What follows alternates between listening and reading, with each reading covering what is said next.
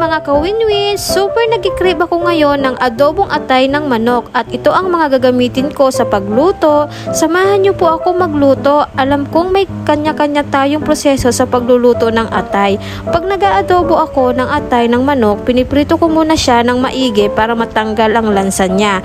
At may konting balon-balunan pala ito dahil gusto ni Papa Jeric na may balon-balunan. Baliktarin ko lang siya ng dahan-dahan para hindi madurog. At maya-maya pa, pagtingin ko okay na siya, patayin na ang apoy at saka ko na siya tatanggalin muna sa kawali, paisa-isa. At yung katas or mantika niya na iwan sa kawali ay itatapon ko na dahil andyan yung lansa ng atay at maglalagay ako ulit ng bagong mantika para makapag-umpisa na ako sa pagluto. Naglagay na nga ako ng sibuyas, bawang, luya at ng makopa. At nang lumabas na ang aroma, nilagay ko na ang pinirito ko kaninang atay at lagyan ito ng pamintang powder at imekos-mekos lang natin ng kaunti at bibilisan ko lang mga kawinwin, nilagyan ko na din siya ng konting toyo at suka at imekos-mekos lang natin siya ulit at sa moment na to na tingin ko okay na, nilagyan ko na siya ng 2 basong tubig. Minekos-mekos ko lang din siya ulit. At hindi ko na nabidyuhan mga kawinwin, nilagyan ko na rin siya ng magic sarap, chicken cubes at ng siling